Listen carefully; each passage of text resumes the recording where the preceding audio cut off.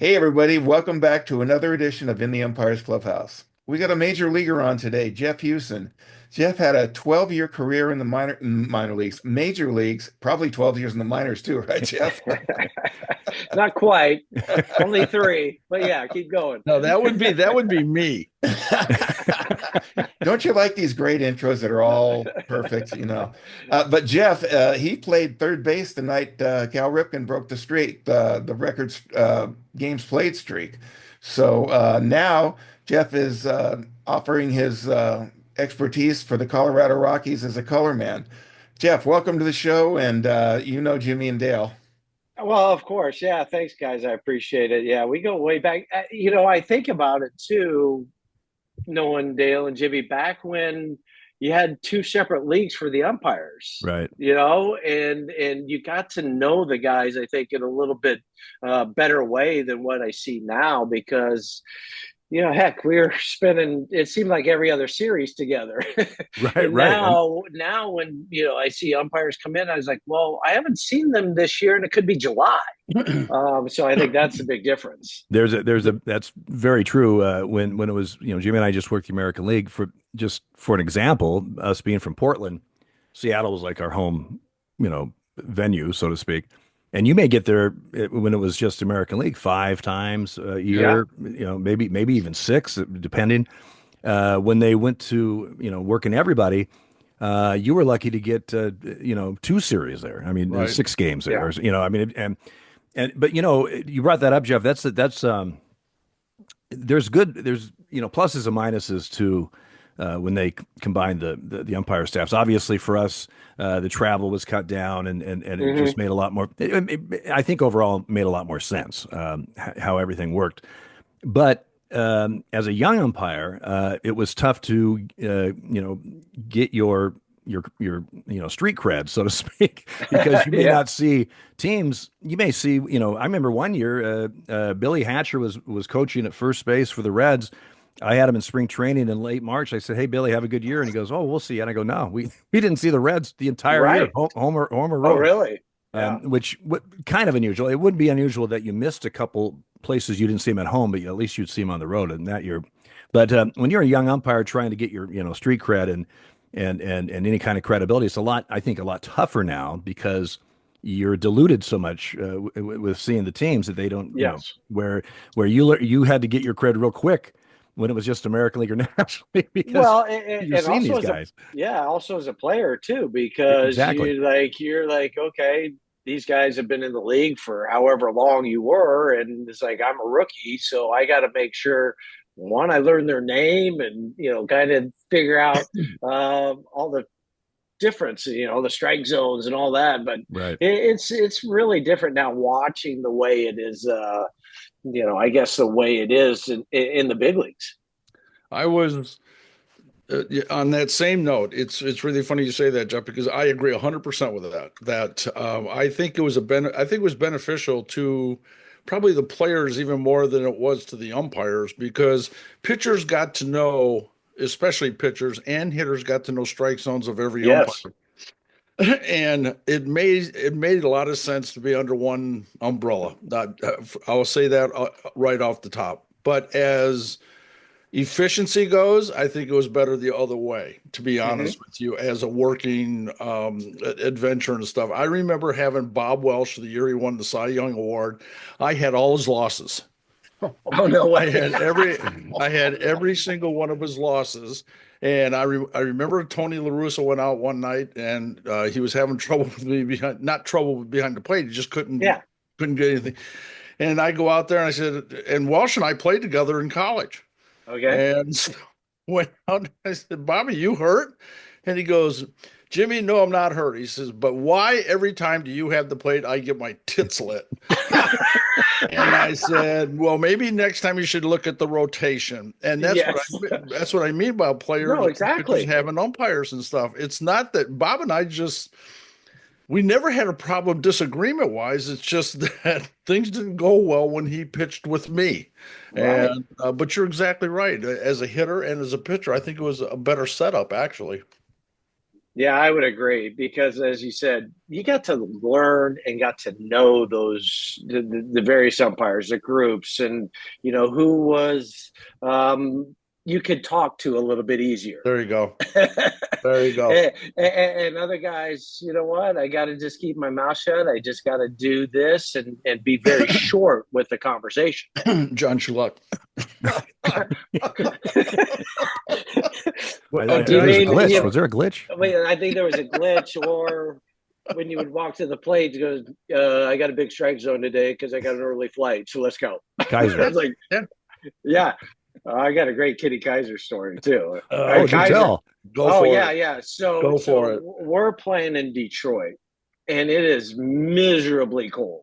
I mean, and Kenny is having none of it, and he's coaching first base. You can't even see him. He's got like his jacket on.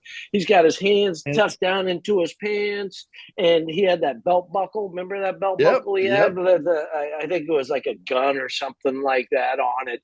But anyway, he's got his hands in his pants, and somebody hit a ball down the first base line and it was foul. And instead of pulling his hands out of his pants and, signaling, he lifts his left leg to signal that it was a foul ball. Yeah, that is so Kenny Kaiser. Yeah, God rest his soul. So I know. But that's what I'm talking about. You got to know these people, and you got to, we had a different connection. I agree. Yeah, and the thing is that talking about, knowing a guy's zone a little bit, this guy has a tendency to call the low pitch, or whatever. Yeah. And it's one of those things that you didn't necessarily have to, agree with it, or you didn't necessarily have to be, necessarily like the umpire, so to speak, but at least you knew what you were getting. Yes. And you could make 100%. the adjustments, whichever way. Do you see now, you've been with the Rockies doing this 20 years now. How long? 20. 20. Wow. Yeah. I was going to ask you, transitioning into, was it always TV or radio also? Or? Always TV. Yeah. Was that tough for you, or was that a natural kind of thing, or how did that come about? Well, it was tougher because I think we have this idea of what things are going to be like and how you can do it. But until you get in there, you don't really know. And I think for me, it was the easy part was talking about baseball. The hard part was, hey, having somebody talking in your ear, and we're going to go to this video, and in 10 seconds we're going to break, and all this other stuff, or commercial, or so that was the harder part of it. And then, but the baseball was a little bit easier. But it did take me a couple years to kind of get my bearings as far as how I wanted to do this. One thing I always told myself, though, is I never want to forget how freaking hard the game is. Right. Because I think, we make it look easy on TV. You guys, that's a call that he made. How can he do that? Well, the pitch is coming in at 98 miles an hour. Just all this other stuff that we're able to slow the game down so much now. And I always promise myself, do not say how easy the game is, because it's not. It's hard. Well, and players and umpires, especially if you've just been doing it a while, you tend to make it look easy, right? True. And so then when a guy like a player that normally doesn't, all of a sudden he kicks a ground ball or something, you go, oh, whoa, I guess maybe it's not as easy as it yes, looks. exactly. Usually when you think you've got it handled, it comes and bites you in the ass. The game it gets you good. It always figures a way to humble you. Oh, absolutely. And Ted Barrett, we had Ted Barrett on last week, and Ted Barrett, I think he said it very eloquently. The same thing is that him and Dale and Brian Gorman do Apple TV for MLB. Mm-hmm. And like he said, in my broadcast when I'm on, I don't want people to think that umpiring's an easy job because we make it look so easy. Well, when you do it for 30 years, yes, you know what I mean? And like you said, you had a great career as a player, and now you have another career as an analyst and a color man. Mm-hmm. And I agree 100% that that armchair quarterback thinks this is the easiest job in the world until they have to do it, which they never get a chance to do. No. So, And that's what my wife says this sometimes too. She's like, man, I just wish people could feel what you felt standing in the box or having 40,000 people boo you because you screwed up royally. And oh, really? I don't know what that feels like. none of us do, right? We all made mistakes. Yeah, I don't. What are you talking No, but about, you're Jimmy? exactly right. Yeah, You're exactly yeah, right. You're on the stage, and yeah, when one goes through your legs, it is yeah. the worst feeling in the world. Oh yeah. But Yes, that guy exactly. sitting in the chair doesn't feel that. No. He's just like, how the did he do that? Right, right. Exactly. And the other thing We've is talked is about it before about, these guys that, oh, I can umpire better than you, or I can hit that pitch. Really? Give him the Yeah, bat and let Randy Johnson go out there with Mr. Snappy and see what he does. That guy will crawl back to the dugout. yeah. These you guys would are crawl throwing before a pitch with ungodly Randy because stuff. you look so mean out there. Yeah, Oh, well, and the I got. long hair, and it's people don't realize that ball it's got movement. They think it's on, it's straight as a string. That's not the case at all. You got to judge where you think the ball's going to be, and that's half the battle. I think you How, should just close your eyes and swing. That's probably the Jeff, easiest. That's what I did. you've been doing this for 20 years now, Yeah, and your indoctrination to it, going from the field, to the booth. How I mean, obviously, when you first started doing this, you still had friends on the field and stuff like that. I mean, yes, people, yeah, guys you played with, right side by side and stuff like that. It's probably getting a little, right. farther and farther away now. Well, yeah. I But you mean, you still guys. have to have that relationship with the players and stuff. And how does that go? And like Dale and I've been asked to, think about doing analysts for umpiring and stuff like that. But I just can't criticize somebody. I couldn't go out and blast somebody because of a mistake or whatever. That's what replay's for. And how is it on your end of it? And Dale's got a great way of the way he says it on Apple TV, and I'll let him say how he does it. What is it, Dale? When when we miss a call, it's Yeah, just. yeah. I don't like missed calls. I like a misunderstood call. The call was misunderstood. But how do I Jeff? might How do use you that handle tonight. that? You know what? I think, well, two things. It is a little bit easier now that I don't know the players, or I didn't play with them or play against them. Heck, now I'm watching Bobby Witt Jr. Go Right. out there, and I Exactly. remember when he was born. So Yes, it just exactly. tells you kind of how long I've been. The second thing I try to do every day, though, is I go down in the locker room, and I'm also around the cage every single day. So I'm talking to these guys. So I have that relationship with them that, first of all, if they don't like something I said, I'm there. Come talk Yes. to me. Because I don't want somebody's family to go, well, Huey said this, and that's not what I said. I'm sorry if they took it the wrong way, but Right. I've never really had that. I've never had somebody come up to me. One time, my partner Drew Goodman and somebody was kind of snipping from the back of the bus about us, and so I was like, "Hey, what's the deal?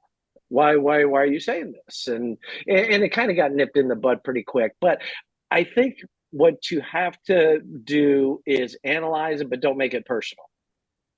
And I think when you don't make it personal to the guys, they respond better. But it still comes down to the relationships that I have with them, because I try to tell them even before a game, or during spring training, is like, hey, dude, everything that's going to happen to you has happened to me. Right. I've been the hero. I've been the GOAT. I've been Right. released. I've been traded. I've been called up. I've been sent down. Nothing. You're not going to phase me now. This is my 40th year in pro ball, and so it's like, okay, well, I've seen just about everything.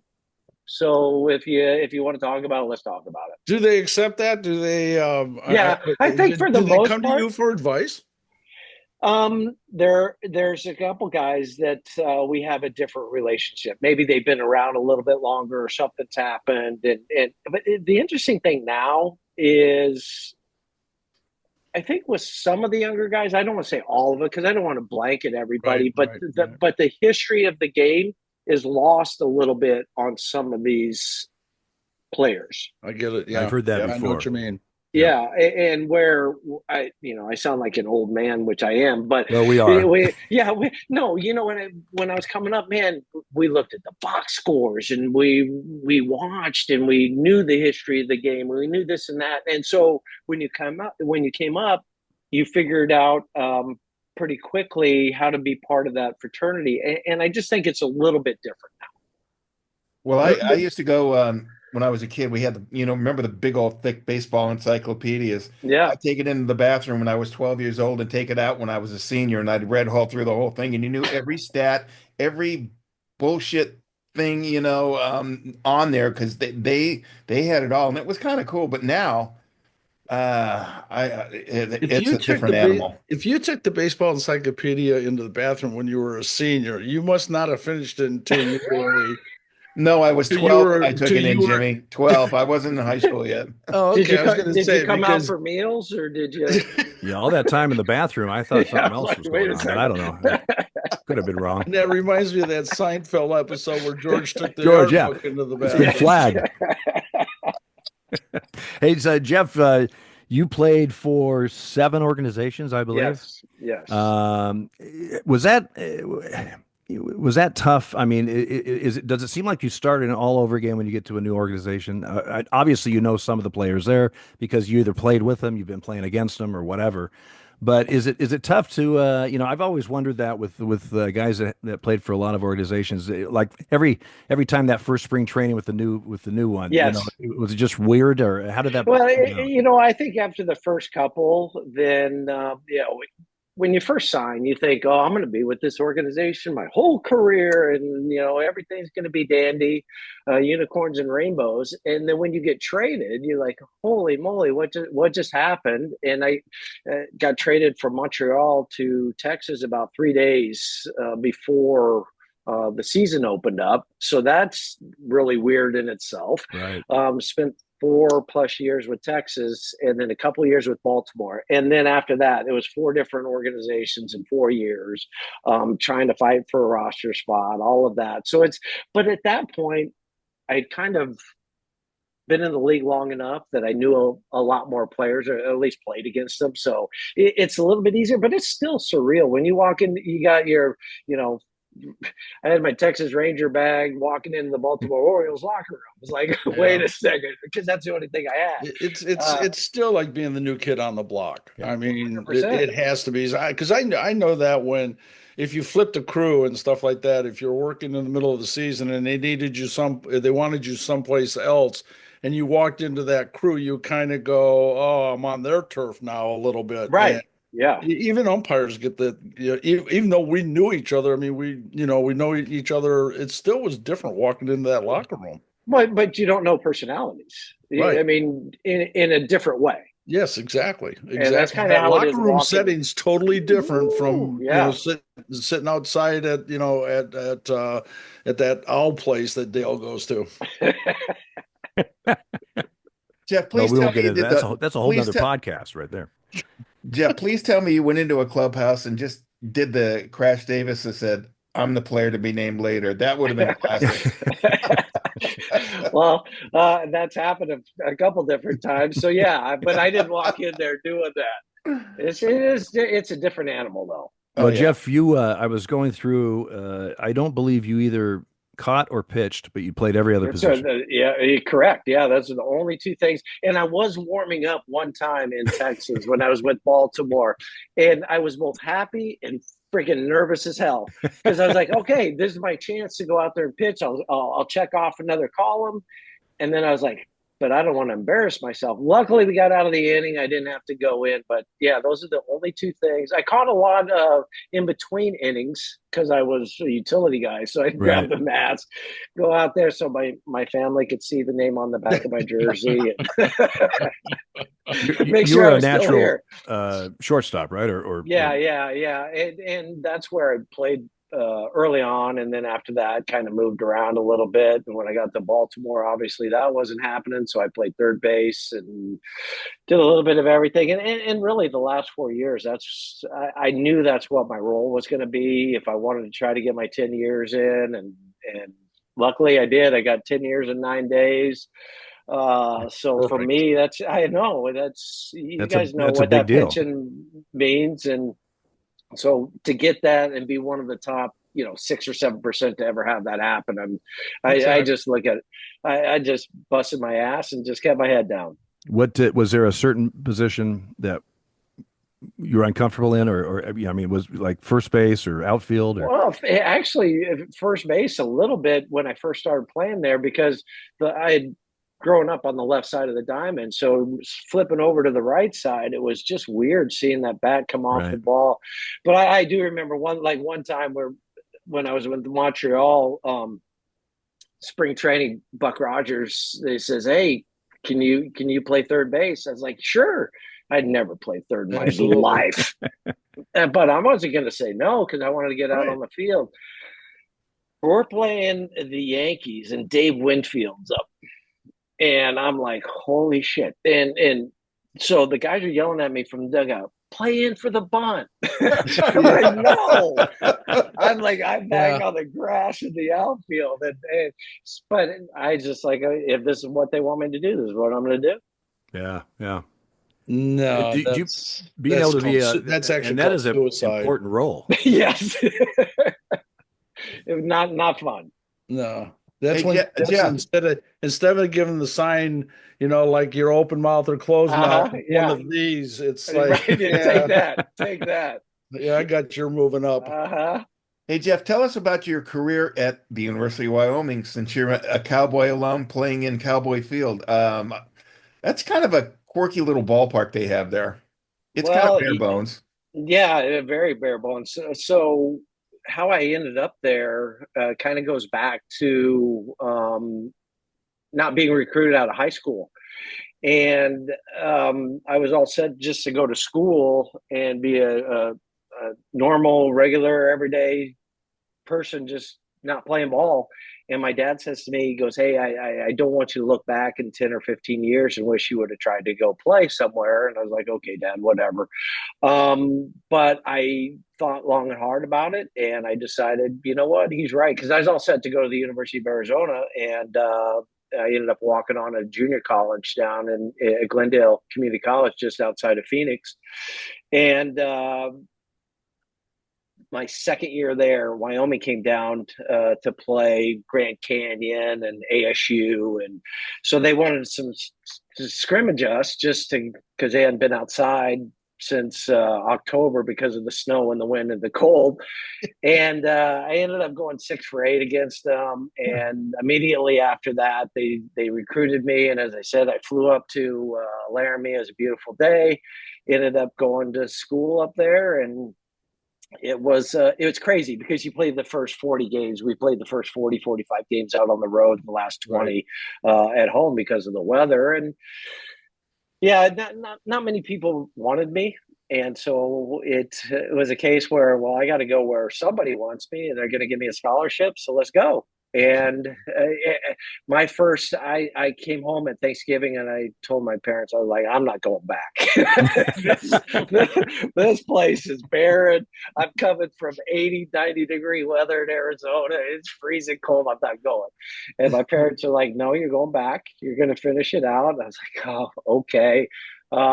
And then after that, some of my best friends are from there. My wife's from Cheyenne, Wyoming. So yeah, it's Hall of Fame. So, You're the I'm in the Cowboy Hall of Hall of Fame. Fame. Yep, Yeah. and I host the Hall of Fame banquet every year. And Josh Allen's just inducted, so hopefully he comes back before he starts playing. And of course, now I'm a big Buffalo Bill fan because of him. yeah. So, okay. Other than Tracy Rigglesby, that is in Wyoming, who I stay in contact with a little bit. Who are Yeah. the other alumni that have come from the University of Wyoming that are in the big leagues? Because I always used to kid Kevin Mensch Shrek. I used to Yep. kid him being from the University of Delaware, where the only person in the Hall of Fame there was on the tennis team, All right. and I used to kid him about that all the time. So, how is there any notables that are like Art Howe? Oh, there you go. Okay, There you go. Yeah. okay, Yeah. I perfect. think that Greg Brock. Okay, yeah, I remember Greg. Yeah. Yeah. So Greg I was think good. those, Both of them were right. good guys. Right. So those are the two probably most prominent. Rigo Beltran was a left-handed pitcher for a little bit of the big leagues. Kind of remember that. Yeah, yeah. But those Greg and Artie are the two.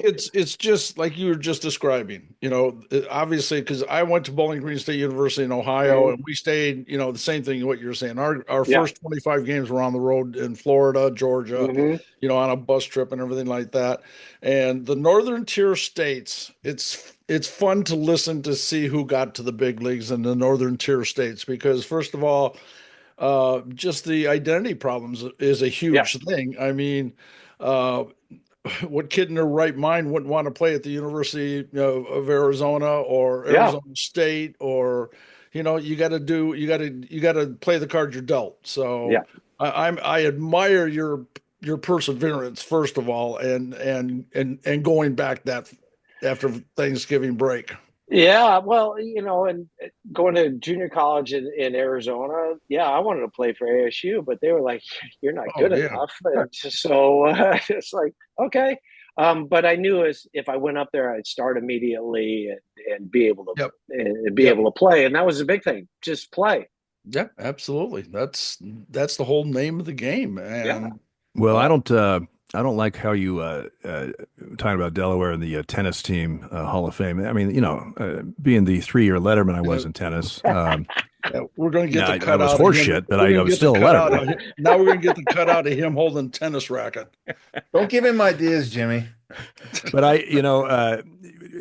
talking about northern tier, players or whatever. My claim to fame, I said, I don't know if I can umpire, but I know coming from Oregon, we're really good on rain situations. We are. We had that covered. Uh-huh.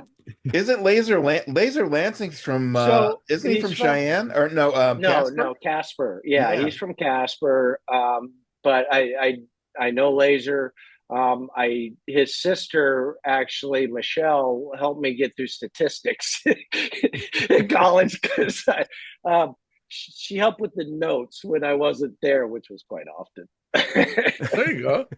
Yeah, see, Yeah. Mike Devereaux too is from Casper.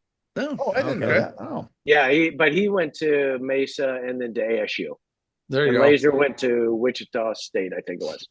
Yeah. I believe you played in 827 games. I looked it up, but there's one date I want to give you. Maybe this will ring a bell. Do you happen to remember May 25th, 1997? Here we go. Uh-oh. May 25th, 1997. So let me It's think. I was with the it's not like April Brewers. 25th. That's You were at the Brewers, yes. Yeah, I don't remember that day. Well, Dale Ford ejected you. Oh, yeah. It was a bullshit call. It was outside. No, come on. So that's Dale the Ford. that's the only guy that got me. And I remember it was so bad too because I took off my hat or my helmet. I threw it to the dugout, threw my bat. I said, "That's not a fucking strike." And I started to walk out to my position. Like I had my head down, walking out, and because I was playing second base, and I forget who was bringing. Maybe Mark Loretta was bringing my glove, and he goes, "Hey, you got tossed?" I'm like, "What do you mean I got tossed?" Yeah, by the way, he goes, "Yeah, Dale tossed you." I was like, "No way." So then I blacked out for about a minute. I'm not exactly sure what I said, but that was the only time that I got tossed. But I will say this: I got my money's worth. I was like, There you Dale, go. that was not a fucking strike, and you can't. So anyway, yeah. Well, when we contacted you, I wanted to make sure you knew it was a different Dale. No, I did not. No, I knew it was Dale. I do remember one of the lines I used too was and I don't know who he was working with, his crew, but I said, "I'm sorry, you have to work with Dale." Well, and Phil Garner got tossed also. Well, probably because he came out to protect me. And like I said, I mean, I probably deserve it, but I didn't. If he would have done it right then when I was still at home plate, then it would have been a little bit better. But I had already started walking away. Well, New Year coming on, I just really quickly went through my records to make sure I hadn't run you either, either in the big leagues or the minor leagues. Dale's the only one. I never got run in the minor leagues. I did have a pretty good dust up with Angel down in Dunedin one time, but no, that was I it. remember you being a very likable. You always had a smile on your face, and well, Dale Ford doesn't remember it that way. No, Dale did. Yeah. Hey Jimmy, you remember the time we had in Texas? Uh-oh. No, this is so you. I remember. Yeah, I remember. Yeah. I mean, yeah, it was always pleasurable. Yeah. So there was a call. You were umpiring second. I was playing short. I forget who we were playing. I put my foot in front of the bag, and the guy slid into my foot. And you go, safe. And I was like, no way, Jimmy, that guy was out. He fucking slid into my foot. And he goes, no. And you go, no, I had him safe. I was like, okay, well, I think I just broke my fucking toe. And you were like, no way. And so there was 2 outs. I kind of hobbled the rest of that half inning. Needless to say, I didn't come back out. I had surgery on my big toe the next day. And they had to put 2 pins in it because the guy, Pat Kelly, slid into my big toe and broke a bone off into the joint. And so after that, I just remember you used to call me Toe because of that. How's the toe? Yeah, it's just good now. Well, I wish we would have replay then. Hey, you know what? Well, I would have been wrong because I couldn't block the base. Yeah, but that was a different time. A different time. Yeah, but I would have had anything to do with it. So it's tough. It's tough when I just missed it. You miss a call and the guy, because Wes Helms, I had a foul ball, didn't hit him, and as they're taking him out on life flight because his wrist was broken, I'm over here trying to convince the Ned Yost, no, it didn't hit him. Right. It happens. But it goes back to the point that we started this whole podcast with, is getting to know each other on a different level. Right. But I mean, because as a player, you've seen umpire, you'll see the umpires, you've seen them work, you know their work ethic, they're, some guys are maybe busting their ass more than others, but you understand it. So somebody that you respect as an umpire that makes a mistake is going to be less crap to him than somebody that that maybe you don't know or you don't think that you think is maybe not hustling or right, because I had umpires in between innings when you'd run back out there, they would go like, hey, did you have a chance to look at that replay? And I'm like, yeah, was I right or was I wrong? Hey, you were right, you were wrong. Yeah. And you could see the angst if they got it wrong. You guys were that way. If you got it wrong, man, it just crushed you. He was like, no, I want to be right 100% of the time. Right. Well, that's I personally think, and we have talked about this before with other guys that we've had on the podcast, umpire and player, and it doesn't matter who else we've had talk about baseball. I think we've lost a lot with especially on the umpire end of it, and I won't go into deep detail, but when everything came together and we all got in there, the regime wanted us to be non-confrontational. They didn't want us to talk to players. They didn't want us to have a good time. They didn't want us to smile on the field. They just wanted us to call ball strike, safe and out, and that's all they wanted us to do. We lost our personality. Yeah. And I think there's a lot to be said for that, for the game of baseball, to be very honest with you. Well, and I think the players to a certain degree have done the same thing. Yeah, because it's become more of a showcase baseball. Right. And so it's a homer, strikeout, walk, whatever. To your point, the other day, Chris Caccione in San Francisco, he had to jump over a guy that had tumbled, and then he had kind of made another call. You saw a little bit of his personality come out, and there's nothing wrong with that. No, I You agree. know, I you, agree. you got to be able to see what the, you know, Well, you still have different people.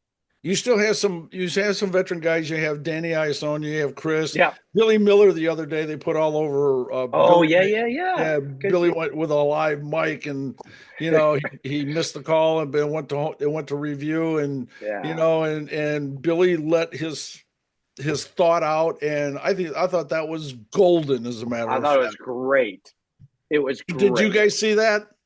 No, I didn't see it. What did he Oh, I do? What saw it. Yeah. happened? Yeah, Billy had to play at home plate, and uh, the guy was tagged. The guy was safe, and Billy called him out, or it was the other way around. It might have been the other way around. But either It way, was Yeah, the other way around. He called him safe, and he was out. yeah, And, Billy just, after he went to review, he called the guy out, and then he says, "And I fucking saw it too," yeah, exactly. like and that. he thought obviously his mic was on, but that we hear this, oh, umpires, they don't care, they're just, they don't care who wins, they're not going to be sent down, they don't have stats, they don't really care, and that Jimmy's saying that was golden.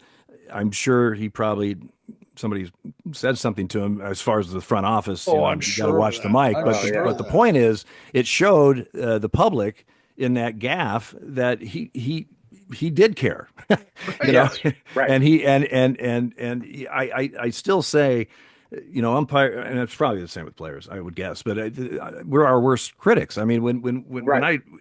a missed call can stick with you for a long time. You need, because you just feel like, why did I do that? Yeah. But Do you and think? it's not it's not like this make believe. Oh, they don't really give a shit, because it's certainly. Well, when Billy did that, the kid sitting up in the nosebleeds, he said, "See, Mom, he fucking missed it." He Oh said my. so. But I I gotta gotta call. I gotta call Billy and tell him that. Yeah. The one Jeff. thing watching baseball, I've been following baseball. I'm 66, so 60, 61 years now. And they do not hit the cutoff man from the outfield to save their life, and that just drives me nuts.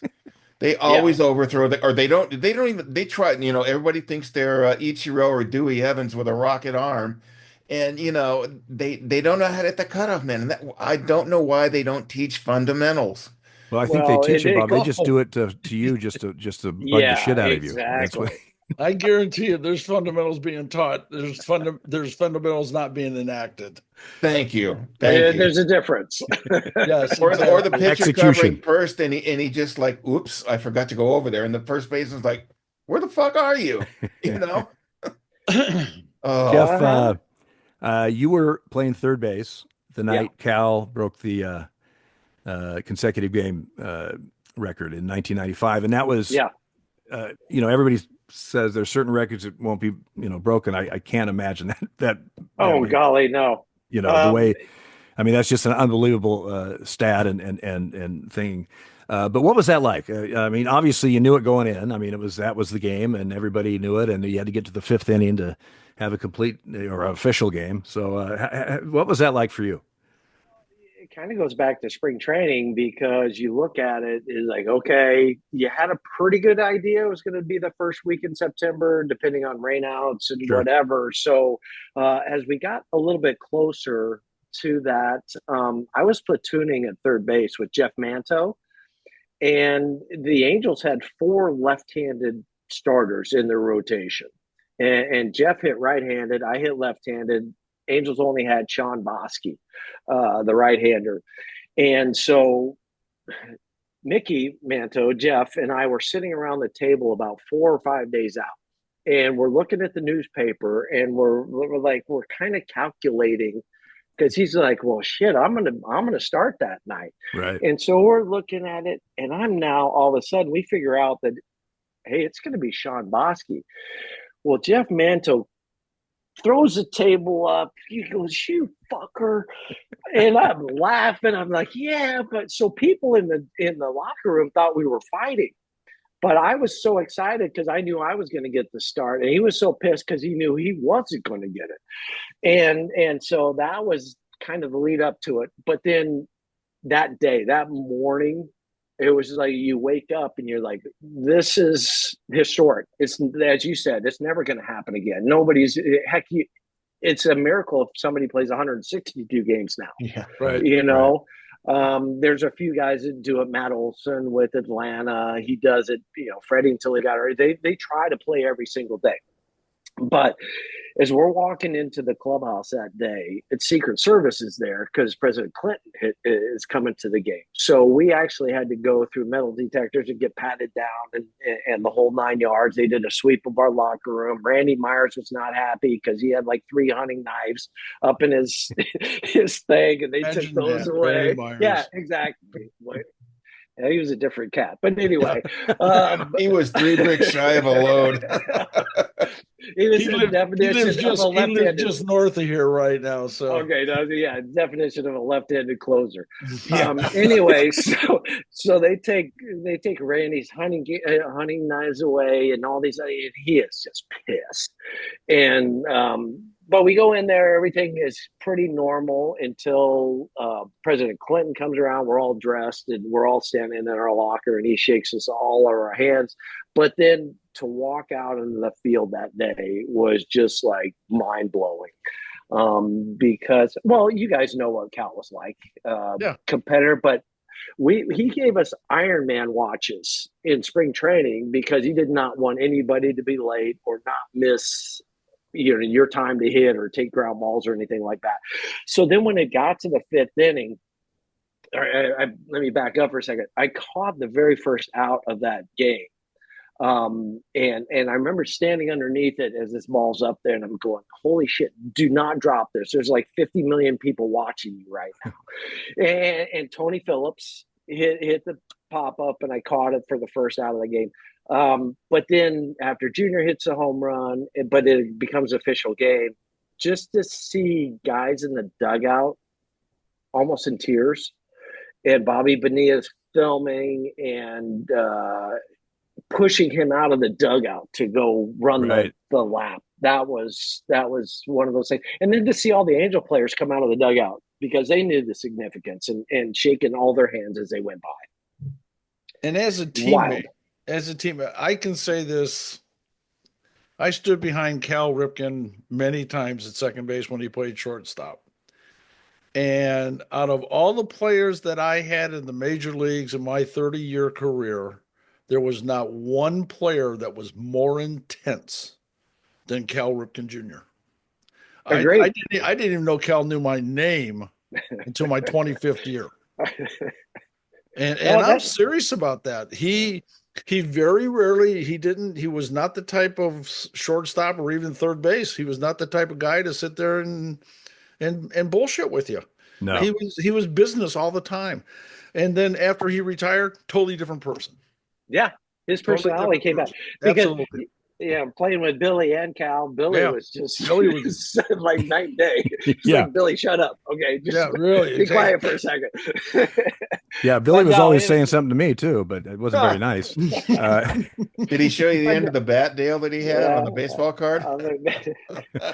Yeah, exactly. You know, that game where he broke the record, I was in New York watching that with our buddy Bruce Morton.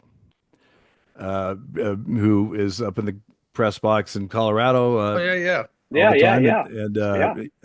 Bruce, I've known Bruce forever, but and he's actually the one that mentioned to get a hold of you and do that. So,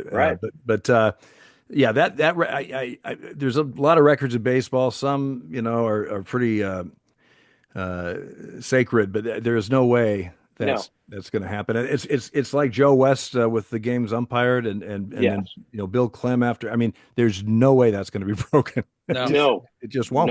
No. So Nolan Jeff, Ryan has 2 records that are never going to be broken: 7 no-hitters and 5,714 strikeouts.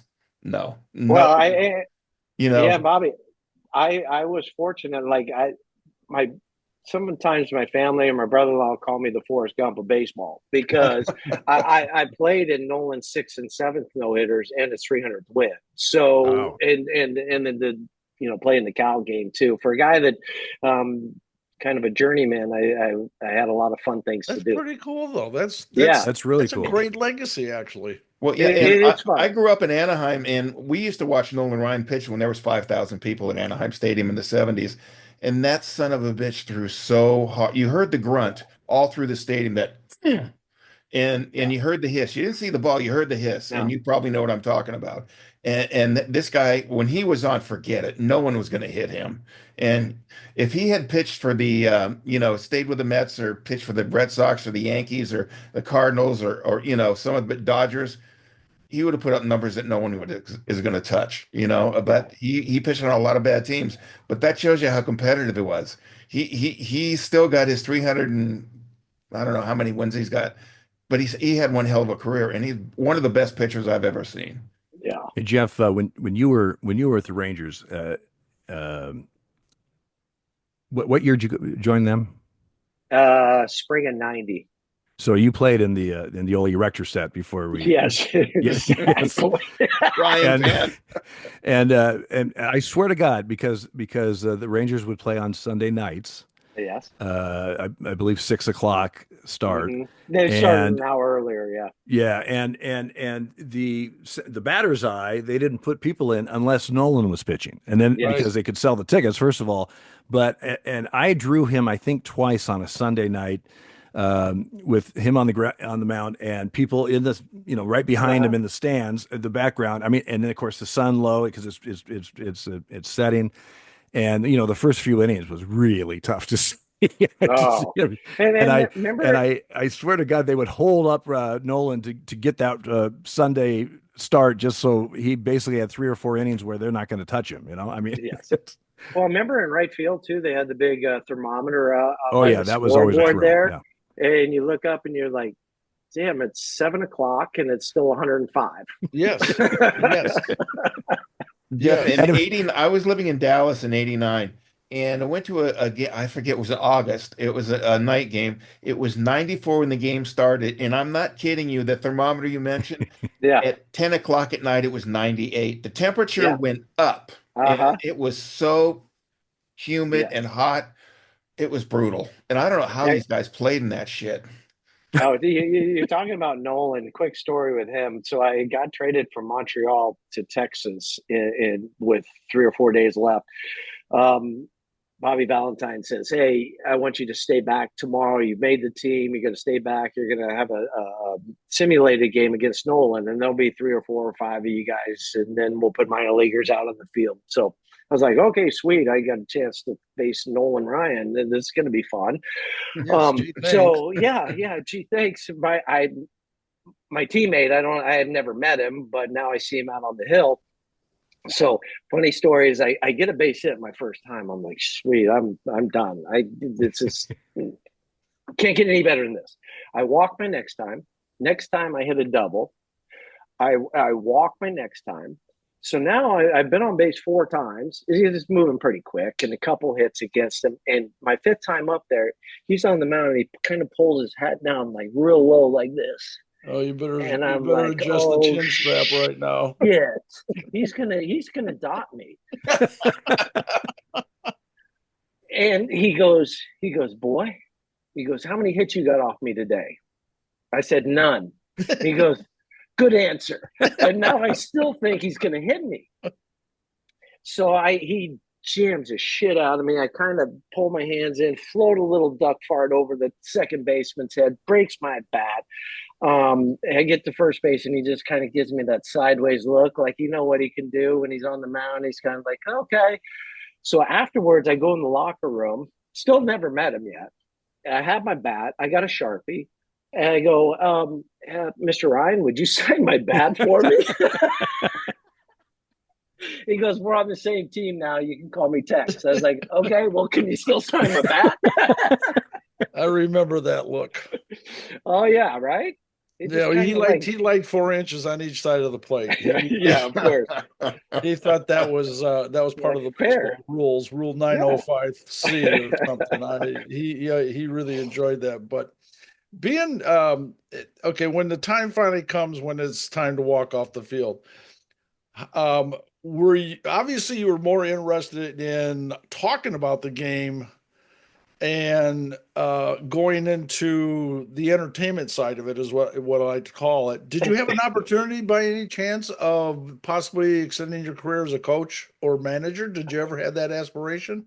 Yeah, I kind of did to start with. I got my first big league hit at Three River Stadium, and I got my last big league hit in 2000 at Three River Stadium. So I Okay. kind of knew that I had booked in my career. I got my 10 years in the big leagues. I started coaching a little bit just as a roving coach, but I had an opportunity right after I got done playing to go manage up in Ottawa, AAA for the Expos. And I had a couple different people that I talked to, Don Baylor being one of them, late great Don Baylor, Yep. and he's like, I don't think you want your first job to be AAA manager because you got 23 guys there that are not happy that they're there. Right. They're either pissed that they got sent down, they're not in the big leagues. You got like two people that are going to be happy, and he goes, I'm not sure you want to do that. So I ended up roving for the Cubs and doing that for a while, and then I got a couple calls after I'd started broadcasting. So how I got into broadcasting, Tracy Ringlesby put my name in for the job in Texas after Jerry DePoto, or Colorado after Jerry DePoto decided he wanted to get back in the front office. And so Cowboy kind of hooked me up with the interview, but even after I started that, I had a couple different calls if I wanted to come back and be an infield first base coach.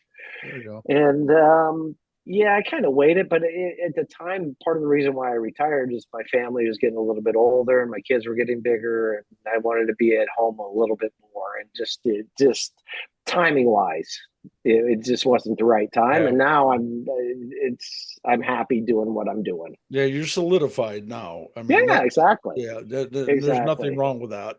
No, no, and it gave me a chance too to be around my kids a little bit more because when I was like I said, in my last 3 or 4 years, I was in Milwaukee, then I was in Seattle, then I was in Anaheim, and I was in Chicago. But my family stayed, at home, and they didn't keep bouncing around with me. So Yeah. we missed out some, and I mean, obviously it's a great life, but you know what Yeah. it's like just to being on the road and not being able to see your family. Yeah, people. Once again, we get back to that armchair guy. He doesn't realize Yeah, with the family life and the travel and everything like that. They have no clue, none, yeah. and nobody's even written a good book about that yet. So No, and I get it. You know, people aren't going to feel real sorry for you no, they're not. when you're out, and we're fortunate to go to a major league ball game every single night and watch great players, play. So But it's their tunnel vision is nothing more than that part of it, though. yes, That's right, part of the problem is they don't realize that there's another half to this on both sides of it. right. Player, umpire, executive, broadcaster, it doesn't matter. They don't realize that there's other parts to this game. Well, Sure. a lot of the fans think too, oh, you're staying in these five-star hotels, you're getting room service, you're getting this, you're getting that. People don't realize players hate staying in hotels time and time and time again. It's the same four walls. You just have the same bars. People think it's glamorous. By the end of the season, you're wanting to go home. By September, you're like, let's get the hell out of here, man. Enough. I just spitballed it a while back, but I figured I've spent about 18 years in a hotel Yeah. Yes. in my life, which is insane Yeah. if you think about that. But Jeff, you're broadcasting. Before we let you go, the Rockies are struggling this year. Yeah. They're having a tough year. I'm sure more of a challenge to broadcast a team every day that's struggling and not doing well compared to a team that's Yeah. doing well. But every day, viewers, your Rocky fans, they know they're struggling. They still want to watch the game. They want to Yeah. you keep it positive. How do you approach that? And is it a Well, lot tougher, or how does that work?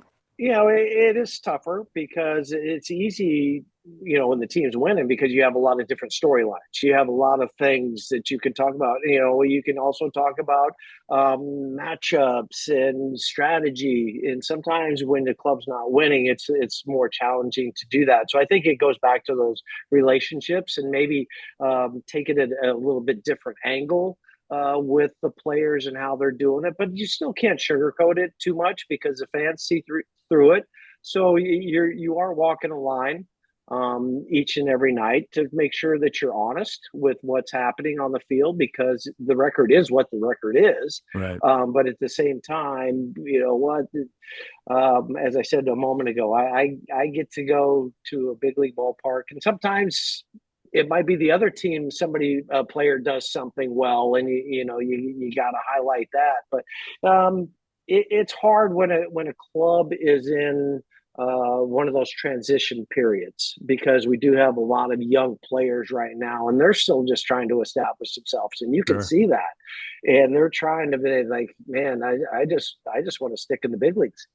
It's no different than when I was coming up, when you guys are umpiring. It's hard to get there. Sometimes it's harder to stay, and that's what these guys are figuring out. Clinton what my wife and I now, isn't he? Yeah, he is. So he, obviously after he got fired by Pittsburgh, took a few years off, but then came back as a special advisor, somebody that's been there, done that type of thing. And when Bam Bam Hensley Mullins was fired, they brought Clint back to be the hitting coach. And then when Buddy got fired the other day, and Mike Redmond, they moved Clint to bench coach.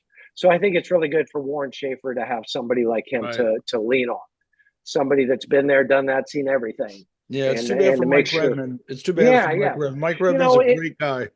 Yeah, and Buddy's a great guy. It's just the fact of the game that a change needed to be made. It sucks, but something had to be done. My wife and I were watching the game in question. It was 21 to whatever.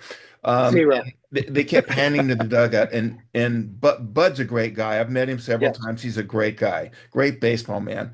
He looked so miserable. He was like, "Please, somebody get me the hell out of here." He just did not look like he did not want to be there. But each and every day, though, he would come to the ballpark and he would be as upbeat and as you would think that somebody is just fresh, just starting. And at times he's like, "Hey, Huey, how you doing today?" I'm like, "Buddy, I'm doing great. How are you doing?" Type of thing. But that's just the type of man he was. And it's unfortunate. He'll get another job if he wants it. Red will get another job because they're good baseball men. Right, exactly. It's just the nature of the beast. Yep. A change needed to be made. You needed to have a different voice. You just tried to, and for me, with Warren Schaefer, what happens is he gets a chance to grow too, along with some of these young players.